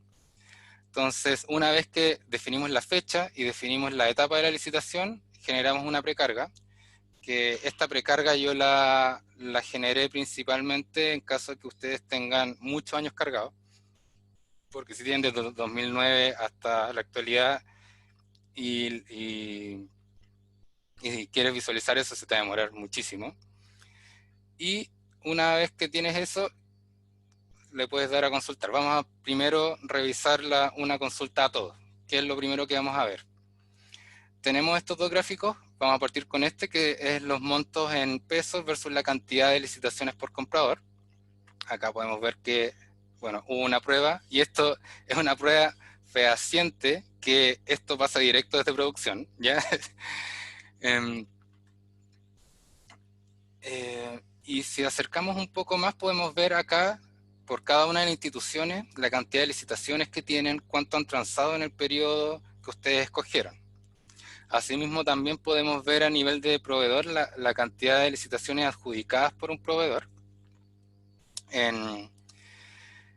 Entonces, por ejemplo, Sociedad Constructora, Philips Chile, Roche Chile, etcétera, tenemos bastantes proveedores, la cantidad de licitaciones y el monto de la suma de todas esas licitaciones adjudicadas. Esto está en Plotly, entonces podemos incluso navegar un poquito más. Y además podemos filtrar, por ejemplo, queremos ver las licitaciones de, por ejemplo, Philips Chile. Y automáticamente también va a filtrar por el tipo de producto declarado que transan, equipo de examen rayos X, unidades radiográficas, las cantidades de oferentes que participaron en esas licitaciones. O sea, en esas licitaciones, por ejemplo, cabría destacar que en estas 3 licitaciones hubo solamente un oferente que fue Philips y se la ganó. Y además acá tenemos tabla con los detalles de las licitaciones que son prácticamente las mismas tablas que les mostré anteriormente en la base de datos, que poseen el ID de la licitación, el nombre y todos los datos que posee la base de datos. Además, por cada una de las licitaciones tiene un botón Link Licitación, el cual los va a llevar directamente a la ficha de la licitación dentro del mercado público. Esto es bastante importante porque muchas veces hay datos que se ingresan mal, pero después se arreglan acá en la ficha. Entonces, si hay alguna cosa que les parece extremadamente rara, siempre recomiendo apretar el botón y revisar la ficha. Y también, cada vez que nosotros, o sea, dentro de esta misma tabla de licitaciones que está en Data Table, si uno cliquea sobre una de estas licitaciones, vas a poder revisar los ítems que declaró como parte de esa licitación, el costo unitario, el ID del producto, el costo unitario también en pesos, en caso de que esté en otro monto, y también los niveles, el nivel de código ONU. Acá para caracterizar los ítems se utiliza el código ONU, que es un código de la ONU que básicamente estandariza, categoriza los productos con distintos ID que tienen un sentido entre ellos. Entonces, por ejemplo, acá servicio de mantención de equipo corresponde en la clasificación ONU equipo de examen por rayos X. Y si lo vemos los distintos niveles, equipo de examen no invasivo, instrumento y medida y equipamiento para laboratorios. ¿Ya? Y además tenemos el detalle de los proveedores, también clicando en la licitación, que tenemos todos los datos de la empresa, de la sucursal, la región, y también si cliqueamos en el botón Link Prop, vamos a tener los datos que él haya declarado en Chile de proveedores. Buenísimo, Guito, te van quedando 10 minutitos. Ya, perfecto. ¿Ya? Entonces, y además de esto vas a tener los botones de descarga que vas a poder descargar cada uno de estas tablas. ¿Okay? También acá agregué los rubros en el caso que quieran revisar, porque no es tan intuitivo saber cómo buscar un código de producto, entonces acá los tienen todos. Y además tienen las características de Data Table que pueden además filtrar acá, por ejemplo, por fecha de apertura. Y va a ordenar la tabla de acuerdo a lo que le indiques ahí. Ahora los filtros que tenemos acá, tenemos variados como la región de la unidad de compra, la institución, la unidad de compra, tipo de licitación, por ejemplo licitación pública que va en distintos rangos, estado de la licitación, que en este caso activo es cuando sigue el curso normal una licitación, proveedor, rango, monto en pesos, en qué rango te quieres mover, la categoría que serían el código de categoría 3 del código ONU, y una vez que uno busca eso, también automáticamente va a filtrar los productos. ¿Ya? O sea, hay bastantes formas de poder clasificar, o sea, de poder buscar o de poder generar, de cierto modo, un subconjunto de licitaciones que uno quisiera revisar. ¿Ya? Porque una vez que uno encuentre ese subconjunto, puede descargarlo y después revisarlo en Excel para una persona que tampoco sepa utilizar SQL. Ahora, ¿cómo poder llegar a esto? Disculpen. Acá yo generé un repositorio en GitHub, que es el que le había comentado anteriormente, donde ustedes van a tener el archivo de extracción, un archivo para instalar los packages, metadata, los rubros, licencia abierta. También cómo debiesen ordenarse esto, o sea, una carpeta donde estén estos archivos y otras carpetas donde esté JSON y zip file y app. Además van a tener una documentación, por ejemplo, acá puse un demo, primera vez que hago un repositorio en GitHub, entonces estuve experimentando bastante. Y, por ejemplo, tenemos una imagen de cómo sería más o menos la visualización, un resumen, la motivación, que es principalmente los que yo les comenté durante toda la presentación, el alcance de las consideraciones, que también es algo que se los había comentado, cómo instalarlo, y aquí yo creo que voy a necesitar bastante de su retroalimentación. Traté de ser lo más explícito posible, como por ejemplo instalación de R, dejarle los links de descarga de RStudio, las versiones que yo he utilizado, un video explicativo más o menos de cómo instalarlo,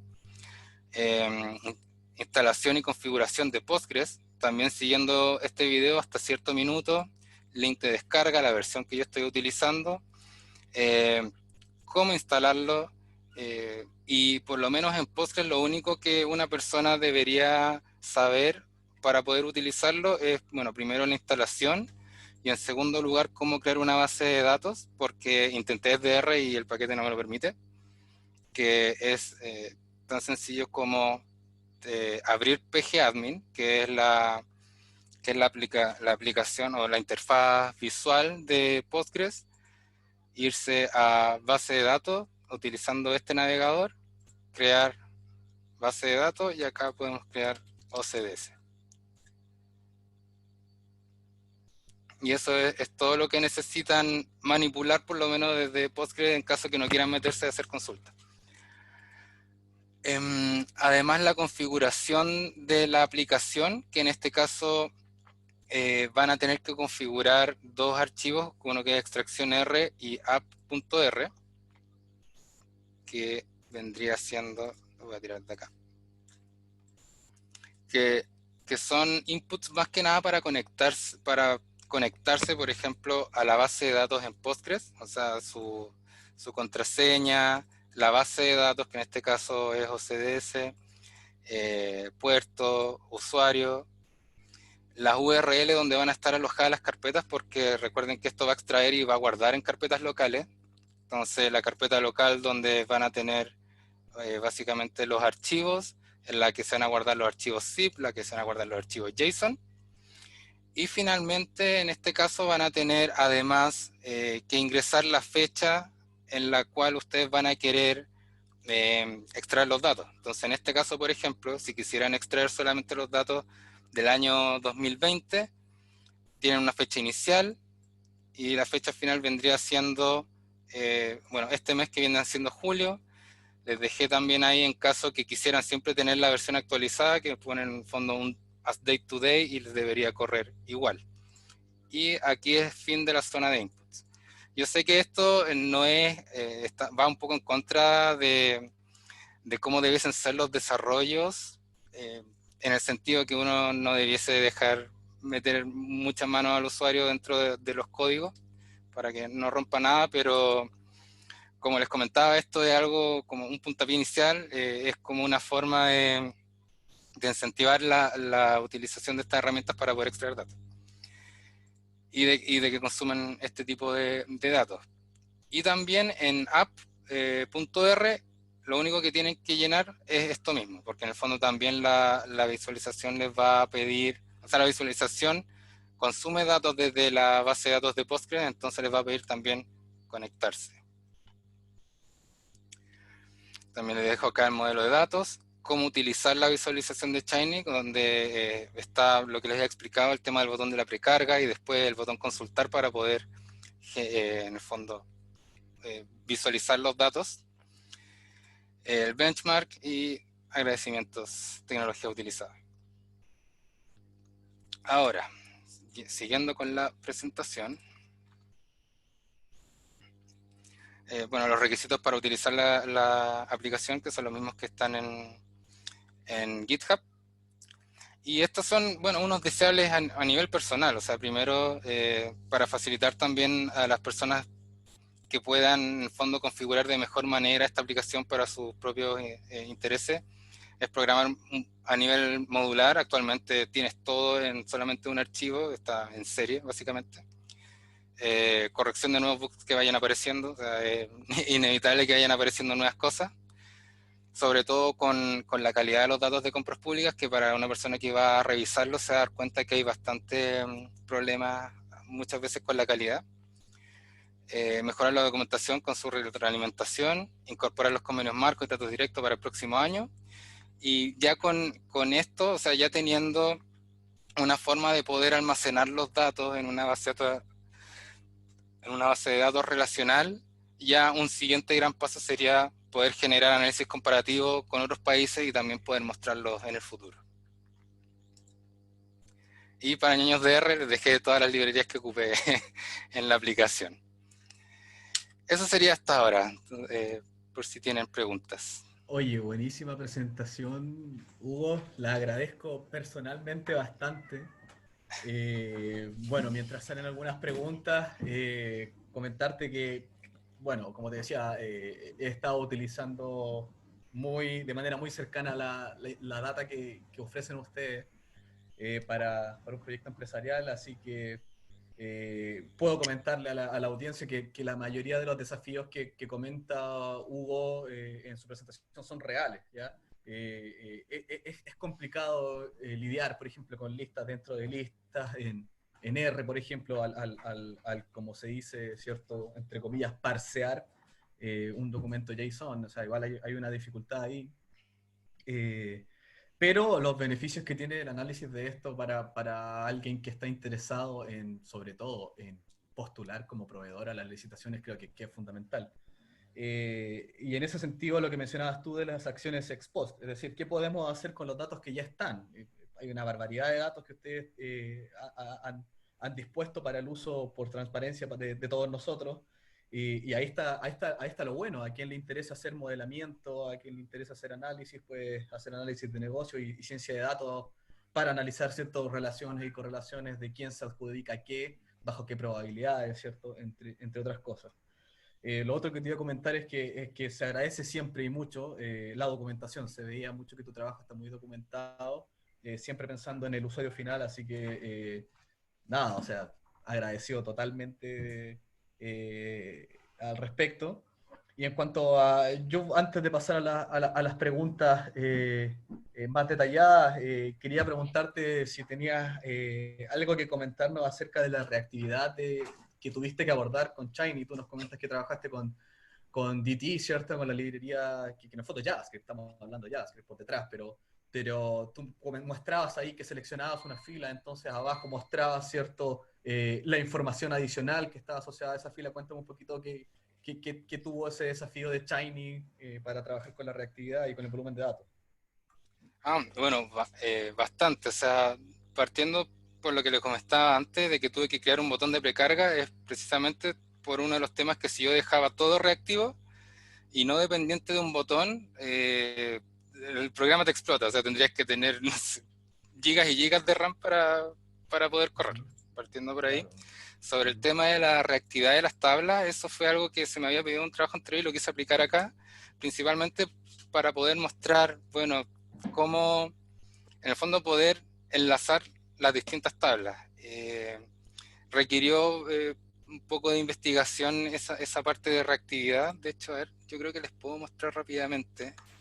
Claro, porque me imagino en el fondo que tuviste que ocupar ahí la fila que estabas seleccionando de la base de datos, ¿cierto? Como para filtrar en la otra o para extraer desde otro lado. Claro, de hecho, aquí El row selected, exactamente, exactamente. sí, así es. O sea, primero tenías que validar que se cliqueara una tabla y una vez que se cliquea, en el fondo agregarle la tabla, formatearla, sacar el número de la fila y generar el filtro, básicamente. No, y ahí, no sé si se fijan, pero la línea 871 es un ladrillo, ¿ah? Porque tiene el reactivo ahí, data licitación adjunto 10, ¿cierto? Ese es un reactivo al cual está aplicando un filtro por corchete y después está sacando digamos, la columna, ¿cierto? Del ID de la licitación. O sea, no es menor entender esa línea. Para Sí, nada. claro, exactamente. Y dentro del mismo código también puse como bastante, o sea, intenté ser lo más explicativo posible porque acá en este panel de Shiny hay, hay muchas funciones y mucho aprendizaje a lo largo de mi trabajo en Chile Compra y utilizando Shiny. O sea, ya he creado bastante visualización en Shiny y acá hay bastante, hay muchas utilidades acá. Entonces, para una persona que quisiera como copiar cosas que están ahí, le invito totalmente a revisar este código. Sí, no, por supuesto. Como comentaba, también me topé con desafíos similares, sobre todo justamente, como mencioné en la presentación anterior, Freddy mostraba la función Optim, ¿cierto? Y yo comenté, bueno, dominar esa función marca un antes y un después en el dominio de R también, creo yo. Y en particular en el desarrollo de aplicaciones web, creo que el hecho de dominar la reactividad como lo estás presentando tú acá, ¿cierto? Ser capaz de filtrar esa fila, que esto, entre comillas, funcione lo más rápido posible, también es un gran desafío. O sea, y de hecho la página de Shiny en sus digamos, tutoriales en relación a esto es bien detallada y ejemplifica que esto no es fácil de digerir, si se quiere, ¿cierto? O sea, tiene una dificultad dentro del desarrollo el hecho de abordar las filas así. Así Sí, que, no, buenísimo, buenísimo. Muy buena presentación, como te decía, y creo que el aporte a nivel de transparencia es total, o sea, y es gigante, porque claramente hay que cumplir con las características que exige el gobierno en ese sentido y con los estándares no solamente nacionales, sino que también internacionales.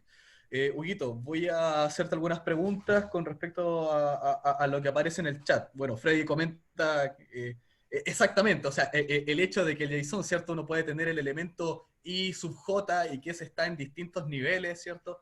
Es una pesadilla, exactamente.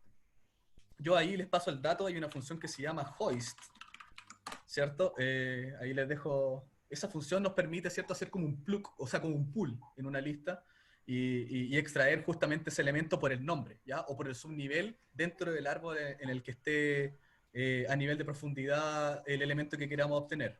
Y ahora voy con una pregunta, Hugo, pregunta Manuel Rein, o Rein, ¿cierto? Dice, hola, Hugo, ¿qué variables utilizarías para detectar la corrupción de una empresa en una licitación? Sé que ocupan regresión de datos de panel. ¿Tienes noción de qué variables puedo considerar? Buena pregunta. es que son, o sea, Y complicada, ¿ah? Y complicada es también. que sí, es que lo que pasa es que para detectar corrupción, o sea, de hecho, en Chile Compra hay un equipo completo que revisa eso, partiendo por ahí. Tienen un modelo por detrás que en el fondo utiliza distintas variables para ello. Y además, tienes toda la complejidad de la calidad de los datos, ¿ya? Porque, por ejemplo, tú en una licitación, o sea, uno de los grandes problemas de la calidad de los datos que poseen hoy en día las compras públicas, es que el comprador tiene mucha libertad para poner lo que quiera. ¿Ya? O sea, en el nombre de la licitación, en la descripción de la licitación, en la misma asignación de los ítems, o sea, por una persona que revise esto, se va a dar cuenta que muchas de las licitaciones no tienen todos los ítems declarados o tienen mal declarados los ítems. Entonces, Sí, hay un componente de calidad ahí que es muy importante. Entonces son muchas cosas, desde las fechas en que en el fondo que postuló, el número de oferentes, como comentaba, en términos de competencia. Ahora lo que te puedo recomendar, que hay un académico que estudió mucho el tema de cómo analizar corrupción, que es Mihaly Fazekas. Lo voy a escribir después en el chat. Te recomiendo revisar papers de él porque él justamente genera todo un listado de distintos indicadores de cómo poder detectar corrupción dentro de las compras públicas. buenísimo, buenísimo. Bueno, lo que menciona Hugo, yo lo voy a comentar como cliente, ¿cierto? De los datos que está exponiendo Hugo, es totalmente cierto. O sea, hay que entender que las licitaciones con las que está planteando acá Hugo, hay un ser humano, ¿cierto, Hugo? Que escribe ahí, bueno, este es el título, ¿cierto? Estos son los montos. Entonces, queda mucho a criterio o dependiendo de lo que ese usuario final rellene en la página. Entonces igual nos encontramos con los fenómenos que menciona Hugo de incluso de palabras mal escritas, ¿ya? Sí, Eh, exactamente. sí, te están pidiendo ahí, Hugo, si puedes escribir en el chat el autor que acabas de mencionar. Ya, estoy tratando de encontrar el botón del chat. Oye, sí, sí, es complicado. Aquí bueno, De verdad que yo, lo estoy Manuel, al buscando. menos te puedo comentar que es complicado detectar corrupción per se. Claro, la identifica Hugo o el equipo que está detrás de esto, me imagino que debe tener un altos estándares para trabajar eso. Sí existen modelos de detección de anomalías que podrían, digamos, adaptarse a este tipo de información, usualmente modelos no supervisados que quizás te podrían ser de ayuda. Estamos hablando de clasificación, ¿cierto? Super Vector Machine One Class, árboles de decisión o Isolation Forest, entre otros. O sea, esos son algunos modelos que ya te podrían utilizar, ¿cierto? Los que podría utilizar como para hacer análisis en este tipo de data y tratar de obtener algún insight un poquito más allá. Hugo, me contestaste a mí en privado, ¿cierto? Oh, disculpa. Así que lo voy a mandar para todos, para que quien tenga la duda. Ahí está en Mijaly Facecas. ¿Ya? Mijaly Facecas. Bueno, nuevamente agradecer, Hugo, la presencia y la calidad del trabajo. Las dos presentaciones de hoy día estuvieron muy buenas. Estoy muy agradecido de poder conocer a ambos personalmente y saber que pese a que ya hemos tomado caminos muy distintos a través de la vida, nos topemos en instancias como esta y podamos enriquecer la comunidad. Dejo abierto por si alguien quiere hacer alguna otra pregunta, sea por chat o sea por audio. Mientras tanto, bueno, les recuerdo que las presentaciones van a estar disponibles en la página de Meetup y además que nosotros tenemos todas las exposiciones que se han llevado a cabo, los videos que están asociados, ¿cierto? La grabación que está asociada a esta presentación las tenemos disponibles en la página también de usuarios de R Chile, ¿vale? Así que, bueno, preguntas, si es que tienen alguna otra pregunta ¿Alguna otra de la pregunta? presentación de Freddy o de Hugo. Sí. Bueno, yo, nada, comentarte que pese a que hayas mencionado que esto es experimental, encuentro que hay mucha hora, hombre, en el código que estáis Sí. mostrando, así que nada, lo agradezco todos los datos que mencionaste, voy a hacer uso de ellos bastante. Sí, por Y favor, por favor utilicen estos datos. sí, no, para hacer los tira también. No, no, es que también por un tema que mientras más se estén ocupando los datos, hay mayor incentivo para seguir mejorando este tipo de iniciativas.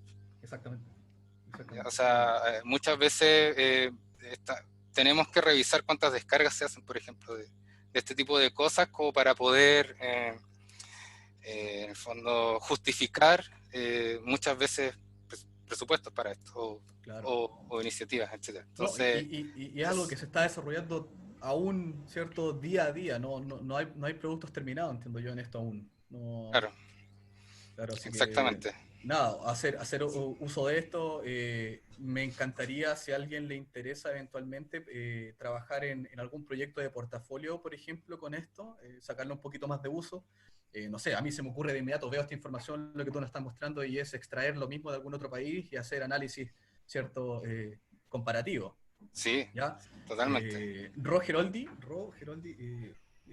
no sé si será, no voy a asumir género ni nada, pero dice aquí, Ro Geroldi dice, comentar que estuvo muy buena tu presentación, Leila Pastén también Muchas gracias. te felicita por la presentación y Frey también, por supuesto, que buenísimo, Hugo, que fue un trabajo minucioso y yo puedo dar fe, ¿cierto?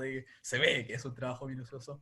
Así que nada, invitar a toda la comunidad a participar de esta instancia. Recuerden que aquí no hay nada definido, no hay presentadores definidos.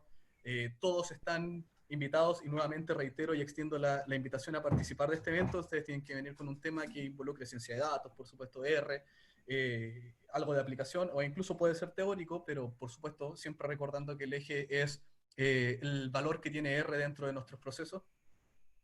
Invitarlos a que se comuniquen con nosotros. Me pueden escribir a mí a mi correo, bastian.valle@cl.ub.com. o a Miguel Jorquera, que es el anfitrión usual de esta instancia, para poder gestionar la presentación en los próximos meetups, ¿vale? Y por supuesto esperar a que más adelante nos podamos volver a juntar físicamente y compartir un poco más y conversar un poco más también en este tipo de instancias. Así que, bueno, Freddy, no sé si estás por ahí. Te voy a desmutear si es que quieres hacer algún comentario más, pero nada, felicitarlos a los dos, agradecerles nuevamente que hayan participado y que hayan levantado la mano, entre comillas, dentro de toda la comunidad para decir, hey, sabes que yo también quiero participar y quiero formar No, parte de ustedes, esto, así que ustedes y a Miguel también. Sí, Excelente. muchas gracias, Bastián y Miguel. Muchísimas gracias. sí, así que, bueno, eso chicos, chicas, los dejamos invitados para la próxima ocasión. Reitero el agradecimiento a Hugo y a Freddy. Y nada, que estemos conversando, mantengamos contacto y nos estamos viendo. Así que Gracias. yo voy a Chao, parar de chao. grabar. Que estén todos súper bien. Nos vemos.